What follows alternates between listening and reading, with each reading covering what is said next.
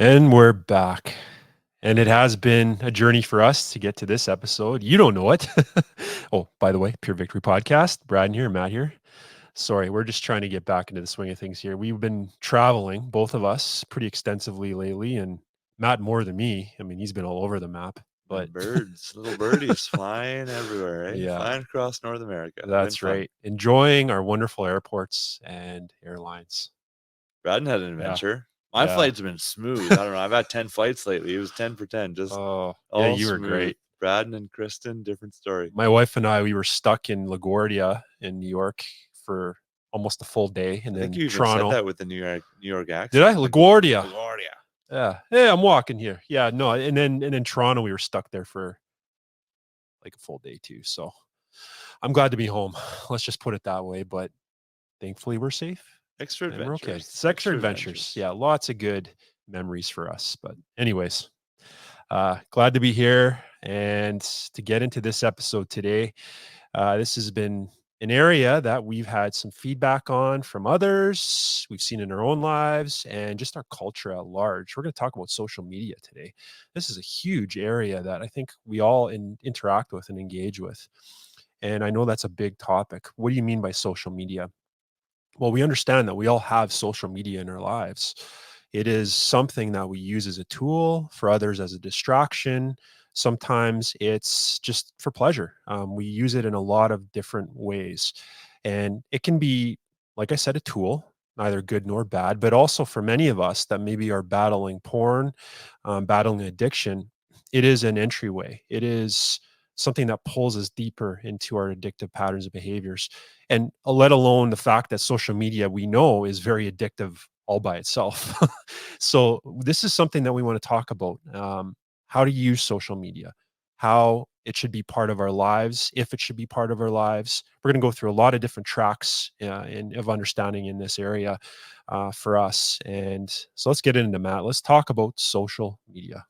Let's talk about it. Let's even go higher level at the start. I've been reading about devices, and my wife in particular has been reading about devices. But how much time on your device do you spend on social media?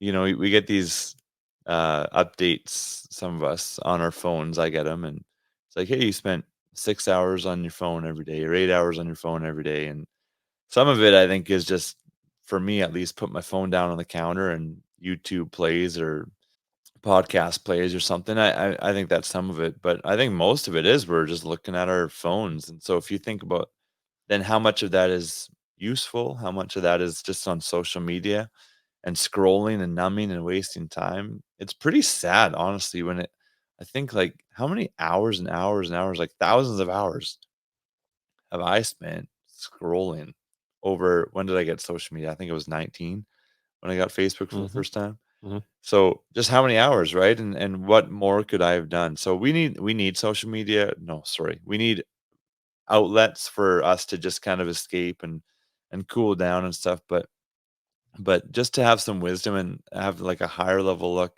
there's social media and there's devices. So I read this quote from Steve Jobs last week, and somebody was asking him how his kids use social media and how, or not social media, how his kids use devices and what that looks like in their home. And he's like, we don't give our kids devices. Hmm. They don't have them. Like at our dinner table, we don't have devices. Parents, kids, we sit together and we talk.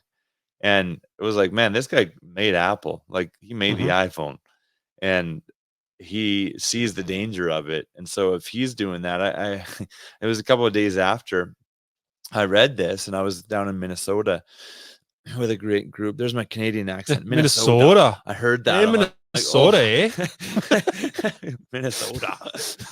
Oh man, Minnesota. Is that how you say it? Just softer, Just say Minnesota. mini. Mini. There you go. Yeah, go to mini. That's safe. Yeah. That's safe.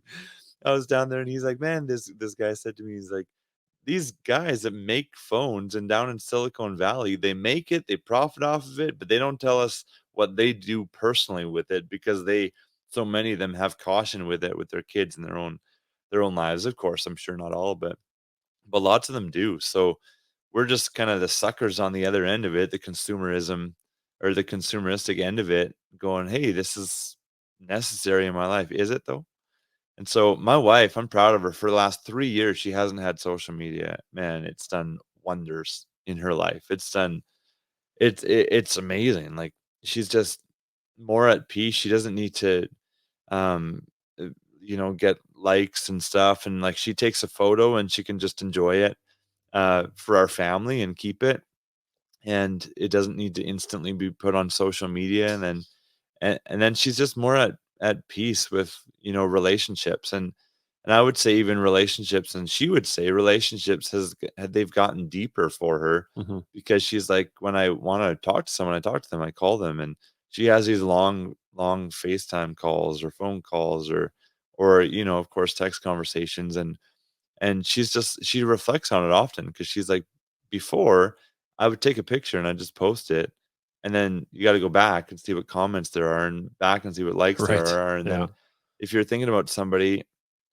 or, wanna see what they're up to, or maybe somebody has hurt you, or whatever the case is, you just go and you creep on their page and you just look, and it's like, well, what does that do? Like, either you're comparing yourself negatively, or you're, like, getting bitter because this person that hurt you is just living their life, and you don't really know. So we met this girl, my wife and I, not met her, but just saw her after a few years, and saw her recently, and so she was telling me about how hard her life is right now, and there were just a lot of challenges, and then very shortly after that, we saw this post, and she's like, "I'm living in my dream right now, and this life that I've prayed for, I'm living it," and we're just like, "Yeah, I mean, I'm sure we're sure that's true to a degree. We're glad you're grateful, but we also know the truth, because the truth of the challenges are there." And so social media, we all know it in theory, but I just want to encourage you, like, take a second, or a second, take a few minutes and think and pray, like, how much time do I spend on there numbing, and what's the effect of that? Mhm. Because if we just don't really think about it, like, yeah, I know it's bad, and then it's more of a guilt thing. I don't want it to be to be guilt motivated if we make changes with social media, but rather like, oh, this isn't healthy for me. So what are the effects of social media? And you're like, Braden, you're not on social media that much. No, I barely am involved in it. I mean, at Facebook, but I don't use it very often. And um, I mean, there's reasons for that in my life too. But I think I have recognized, like you're mentioning, what Louise was, and um, that when you're very active in social media, you can, not all, you can though, get to this kind of comparative mindset. You're looking at others' lives, and you feel down on yourself because people are giving you their highlight reel, their finish line, so to speak, and in some of these things in life. And you compare that to your life and you feel bad, and it just creates this nasty cycle. The emotions that you feel often in when you're navigating some of these sites and these platforms often is negative. Longing is there, and then when it comes to relational components, you're more passive. You're not having an active relationship with another. You're passive in that. You can see maybe what's going on in their life in the highlight reel, but you don't really know what's going on for them. You don't have those conversations. We're not engaging with people the way that we should be anymore. We're having, snippets of interaction with another, and there's no depth. There, it's very superficial. So then we become superficial. And I just want to say this very clear. Like, again, social media can be a tool. It's neither good nor bad. It's what we make it. And unfortunately, though, the components of it do interact with us often negatively, and it draws us into a certain kind of pattern of emotion, a certain pattern of behavior. Sometimes it's really funny, isn't it? Like, it makes us feel bad about things, and you think you'd avoid that, but it draws us in. It's really odd that it makes us do that. Like, when we're feeling bored or down in life or whatever, we will go to social media. We'll see others and what they're doing, what they're posting, and we'll make our comments on their page or kind of their pictures on Instagram, whatever. We'll make their comments and they'll like things, and then it's like this transactional thing. We do that for them. We expect them to do it for us. So we'll post something. Hey, I was just at McDonald's. Look at my Big Mac. You take a Instagram photo. YOLO, whatever. And then you want all those likes, and we get the dopamine hit when we do that, and it makes us feel better about ourselves for a moment. And when we don't get some of the likes or the comments that we're looking for, we feel down on ourselves. It's just this really odd weird thing that we do in this culture and day and age. So Um, why don't you go on social media? uh, What's your part approach? pardon part of that is because of what I'm saying. You know, I don't love that aspect, and I don't want to post my whole life to the world. Like I don't want to feel obligated when I'm at a beautiful restaurant with my wife to have to take pictures of us smiling for others. This is a private moment for me and her, and I don't want to share it with another person. um, we were just in Miami. Those photos are for me and her. You know, taking pictures on the beach or the beauty of that location. I don't need to post that to try to get the affirmation of another. And I'm not saying this to say, "Hey, look at me, I'm better than you." That's not it at all. This is just something personally that my wife and I, this is a stance we've taken, is it, and we're more free. We find when we're going on vacation to places like that, I don't have to take 500 photos and post them so that people can see what we're doing. I don't feel the obligation to do that, and so that I can just be in the moment. I can be present. I don't have to, you know, take a selfie and pose myself in a certain way to look the best that I can, so that I get that like. It's freeing, to be honest. I really like that. Plus, also, I don't have Instagram. I mean, our ministry, our organization has Instagram. There's good people that post there and post all the things we're doing. I don't like being on Instagram, and the stance I've taken, the reason why is because Instagram, as we know, is one of those big hooks. It can be. I mean, when you scroll Instagram, there is pictures of some pretty lewd stuff, even if you're not even looking for it. And I don't want that in my life. Now, that's me. That's the kind of stance I've taken. If you're on Instagram, use it as a tool for your work in life. I'm not hammering on you at all. Like, often we do need to use these things, these platforms, because it's important in this marketplace that we're in, this culture we're in. This is just something that a stance that I've taken because I know my triggers, and I know that I'd be triggered if I was scrolling Instagram and I'm seeing these, for instance, Instagram models posting their workouts. Don't want to see that. It's not good for me. So that's why I don't have it. Yeah, I love it. I love it. I like that you say you're more free too, Mhm. and that you can just be more private, more content. Right. Yeah, that's really cool. Yeah. And like, honestly, though, I understand that's not everybody's story. Like, they need to use it for work and other things too. But it is a question I think we all need to ask ourselves. Like, some of us, if it is, that is your main trigger point, your main arousal kind of template, where you're going to Instagram and then eventually go to porn or masturbation. We've talked to people like this. And you've coached people in this. You probably need to get rid of social media for about 6 months to just to reset your brain. Like, you might have to take drastic steps like that, because that is your entry point. That is your gateway drug, so to speak. And then you just go deeper into your addictive patterns, and we don't want that for you. So you might have to make tough calls, tough decisions. Hey, I need to get rid of social media for a period of time. Happens all the time. Mhm, Guys are like, "Oh, it started on Snapchat," or "I got a saw a reel on TikTok," or mhm. whatever it is. You see friends posting couple pictures, their marriages, and you're single or separated or divorced, and you just feel lonely and start chatting to people or looking stuff up. There, it happens all the time. So, you guys in Pure Freedom Journey, I feel like calling you guys out there listening. If you are struggling with social media, I'm not calling you out negatively. I'm just saying you're on my heart a lot. And Mm, so we want you guys to be free. And you guys who are not in Pure Freedom Journey is all good too. Same thing. But like, hey, if you're in this journey and you're investing in yourself, but still getting drawn back by social media, maybe it's time to take a stand. And so be aware of that. I know for me, I don't really post a lot personally. If you look at my Facebook, I don't know last time I posted other than ministry stuff. I'm sure there's been something recently, but in the last few months. But anyways, my personal Instagram, it just got hacked like a month ago or something. right. And I'm doing this podcast interview with someone and my phone is just blowing up. I'm looking like in my peripheral, like out of the corner of my eye. I'm like, oh, these all these people that I don't even really hear from a lot. They're all texting me like, what's going on? And then get off the interview and I'm like, oh, I'm promoting Bitcoin now, Bitcoin mining on my Instagram. And then my wife comes banging on the door. Your Instagram got hacked. I'm like, yeah, I know. I saw that. So at least it was personal, not Instagram. I couldn't care less about the personal one. Right. There's one photo that I loved of one of my sons. I'm like, oh, that's kind of gone. But I think we have that somewhere. Yeah. But anyways, it's I I just didn't care. Louise, like, if you get this back, just delete it. Like, yeah, that's totally fine. I don't even know why I had it, honestly. And so just to think about that, I was like, why do you have it? I didn't really use it. If you have a page, can you get rid of it? We would like to get it back. If somebody out there has expertise on how to get it back from a hacker, that'd be great. Yeah, he did a good job. He fooled Instagram too, so I don't really care. We would get it back and then delete it just so that somebody else doesn't have access. But we think that he just deleted the whole account. So, anyways, at least it wasn't ministry. So we have ministry Facebook, Instagram. If you haven't followed yet, you can. If you're on Mhm. there, Restored Sexuality on Instagram, and I don't post a lot on there. Other people post for me, which is good.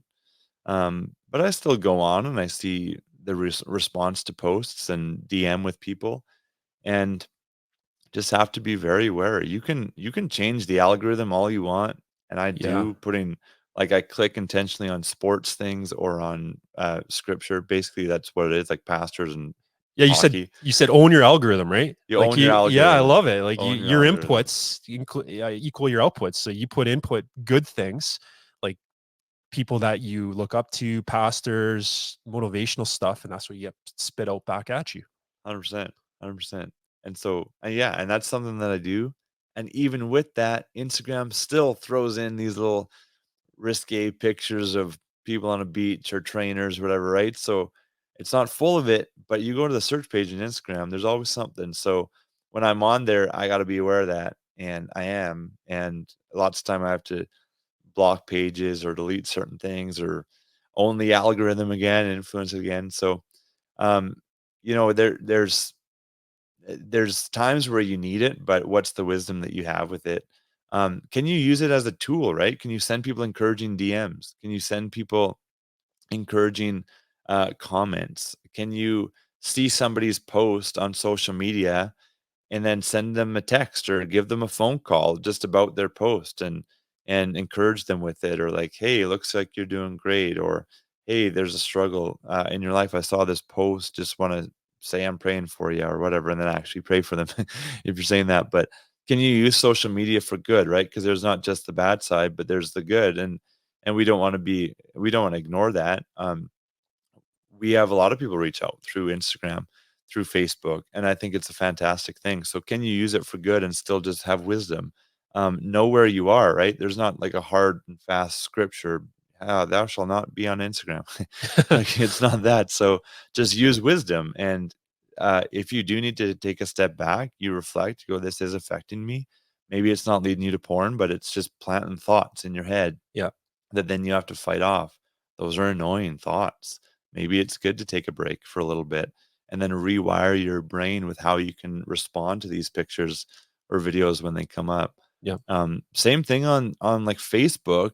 These addiction experts that they have trained Facebook that, hey, you should always make a notification every time someone opens the app. Put a notification on. So you can go on Facebook, clear your notifications, go back on 10 seconds later, there's a new notification like, hey, you haven't posted in this group and there's been 10 posts since you were last there. Hmm. You don't need to know that. Why do you need to know that? But one of the main things they do on the app is they put the notifications on where the videos are at the bottom. Yeah. And so they put a notification there, you click on it, lots of those are dirty. And you got to influence the algorithm, own the algorithm on that, and continually block. I honestly don't even know what blocking does. I've blocked how many like dirty videos on there, Me and then too. they still keep Oh coming yeah. back. The They same don't people. listen. They don't listen at Yeah, all. it's like you Yeah. just think you're doing something. So Yeah. yeah, have wisdom with it, but also don't just think negatively. Is like, how could you use this for good and start to kind of with the Lord, like redeem Yeah. the influence of social media? Yeah. And one thing I'll say too is if you need to take a step back, you need to really combat the mindset that, oh, That's right. I'm weak. And I have to step back because I'm weak and I don't have the strength to do this. That's the wrong mindset. You actually have incredible strength in the Lord when you own your behavior and you release it to him and then you pull back in things. That's part of our healing journey. We need to do that. And you might be at that stage where you need to do that. And if you're wondering, well, what's my time frame? Well, you're a unique person. We do know by experts that it takes sometimes up to 3 months, some say 6 months to reset some of your brain chemistry. Um, and to kind of, bring your dopamine levels back down to a manageable level because you've been so heightened for so long. So there's different, we hear different things from experts, 3 months, 6 months. Matt, you probably heard some stuff too. And so we need to understand there will be a time frame of extended period where we are doing other behaviors and we are moving away from something. And then eventually, maybe you will be able to come back to social media. And as Matt's talking about it, when you do, though, you need to have a game plan. If you go back to your former life patterns that you used before you got rid of social media, you're just going to go back to what you were doing before. So, like right now, Matt and I, we're on MacBooks. Don't hate on us if you're an Android person or a PC person. But the reason I bring it up is because when we both got these, we were given an operating manual. Everything that you buy, tech, whatever else, anything, your vehicle, you get operating manuals. You have an better understanding when you read those manuals how to use the product that you purchased. It's the same thing with social media. Before you go back to it, have an operating manual for yourself. Build some guidelines.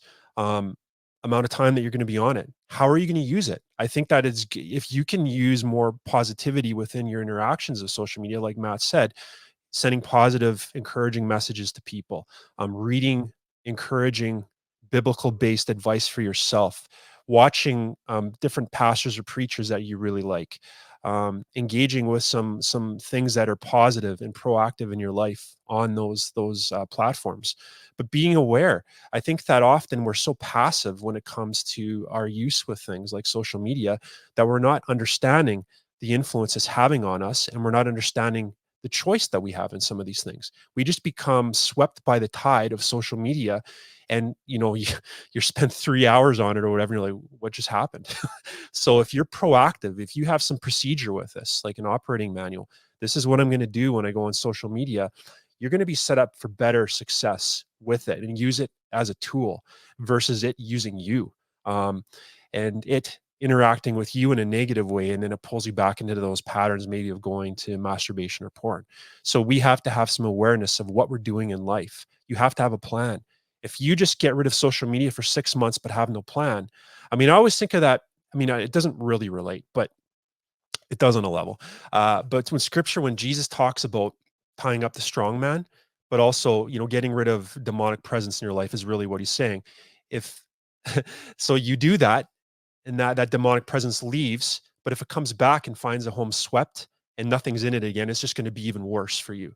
It's the same kind of mentality. You get rid of something, you have to fill your life with something good too. So use that time that you're getting rid of social media to fill your life with good, to fill your life with the patterns that are going to make you healthy. um, your walk with Christ, being very vibrant in that area, lean into that. Your accountability and your community structures, being very intentional about those things and having those things. More proactive behavior in your health, and your physical health and your spiritual health, having those things in place. Because if you do nothing when you get rid of social media, Matt and I would just say it's probably not going to be, very successful. You're not going to be very successful when you come back to it, because we understand it is a tool in our world. Like, it is the way that we connect to many people. So we're not going to tell you that you have to get rid of it forever.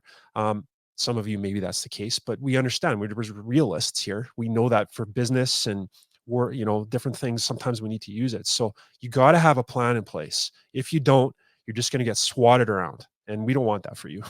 It's kind of like kind of like people say money it's not good or bad. It just reveals your character. Mhm. And you could say with social media, not necessarily good or bad, but it reveals the state of your heart. And Mhm. so, are you using it to escape or lust, or are you using it for good? Right. And so, if you need to take time, just make sure that you're not just idle in that time. Take time away, but renew your mind, heal your heart, come back. Maybe it could be a redemption thing. You're you're seeing pages that used to bring you back, and now they're not, bring you down. I saw this. I saw this video on Instagram. There you go. Mhm. So, and it was just so funny. This guy, he goes, this like a week ago. He said, "Working out is kind of like golf." No, sorry, he didn't say that. He said working out is the opposite of golf. It's like working out.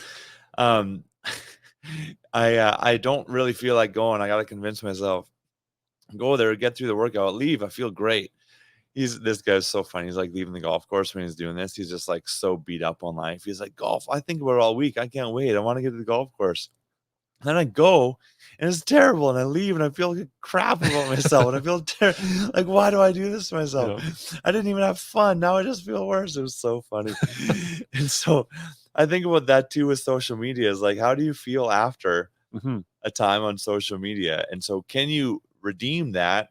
And can you go, okay, I'm actually going to use this for good and send messages and have really good, healthy conversations? And I just think that's great. So if we could do that and then also be aware of the downside, I think that Yeah. that's good from a lust standpoint, but also just from an emotional health Yeah. standpoint. And are you using it to advance God's kingdom, or are you just kind of using it to waste time when God has so much more for you? Yeah. And so if you need to take a step back from like my wife for 3 years or just indefinite, she doesn't have a plan on coming back. I think that's awesome.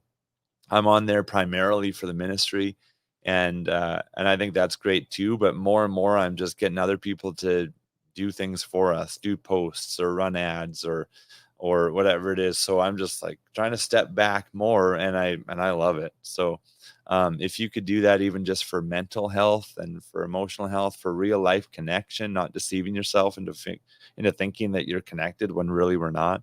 I think that'd be really good. So. Yeah. And some tips with it too. That's a great mindset to have, what you're describing. Um, and I think that we need to have some environmental awareness about how we use it. I mean, kind of coming back to that, if you're scrolling social media late at night before bed, we would just say to you, probably not the best time, because you're more acting out of your limbic system than your prefrontal cortex, and that's just a brain thing, meaning that you're more reactive, you're more emotional, your inhibitions are down, you're not thinking clearly, you're tired, and so you're going to make decisions that often steer more negative, steer more towards your bad behaviors. So be aware of when you are using social media, the time of day, your your environment. Is there certain areas that you have gone to social media in the past that trigger you? And so these are some of the questions that you need to start asking yourself, because again, the lack of awareness is often the reason why we are engaging with social media in a way that is harmful for us. We're not aware. We're not aware of what we're feeling. We're not aware of our environment. We're not aware of how we're using it. We're just not aware. So that's why you need to start asking these questions, and you might need the help of others. I know that sometimes there's blind spots in our life that we don't see. We're not aware, and we need our loved ones sometimes that see our life, know our life a little bit better, that can speak into that. Because sometimes you don't realize, man, I'm using social media way too much. And your loved one, hey, if you're a guy, ask your wife. Ask her. And vice versa, ask your husband. If you're a woman, ask your husband. How often am I using this? Is this impacting my current relationship with you? Am I stepping away from my responsibilities because I'm stuck in this world that is digital? Ask your loved ones those questions, and they're hard questions to ask, but sometimes you need to have those difficult conversations because we're not aware of how this is impacting even others. So think of that too. This doesn't just impact me, it impacts the people around me. And we need to ask those people that are closest to us, is it impacting them? Because we know the stats. Our level and activity with social media these days and is quite advanced. I mean, we're on it a lot, and we're on our devices, as Matt said, a lot. So monitoring that, maybe I'm on this too much, and maybe not even a porn thing. Like maybe it's just I'm addicted to my device and social media, which isn't helpful either. I mean, maybe it's not advanced as porn, but man, it's keeping you distracted in life. You're not being able to focus on the things that really matter. And I'm putting my hand up to this too, because I can do this too. I mean, I'll scroll sports stuff to the detriment sometimes of my marriage, and my wife will call me out on that. Like, hun, you've been on this way too much. She'll tell me, and I'm like, yeah, you're right. And so that's important for us to recognize that this is impacting others too. But sports is necessary, Brad. You can just tell Kristen. That's true. It's Just like the air we breathe. We need it. like you need it. Hey, the It's just, Oilers are on a 16-game winning streak as of recording today. oh So, man, they're on a yeah, heater. I know. yeah, So just tell her, like yeah, Matt said, Matt agrees with me. It's okay. I yeah. got to read about the Oilers. That's right. Resources. If you want to watch The Social Dilemma, if you haven't yet, it's a great show just on the social media dilemma. And if you want to read a book that we are reading lately called The Glow Kids, or not The Glow Mm. Kids, but just Glow Kids, it's a great book. It'll freak you out, honestly, about the impact of devices and and what we do with it, and the impact on our brain and on our mental health, and just like gets into the science of it, and very fascinating, very eye opening. And so I encourage you to do that, and just really encourage you also just to have wisdom. If you want to get some help, please go to familylifecanada.com. There's events going on for your marriages all throughout Canada. And there's resources just that you can take in if Mhm. you want help for sexual stuff, for porn, then restoredministries.ca. There's different resources there, and you can book a call to see what's best for you. So hope that that's a blessing, and we will chat next week.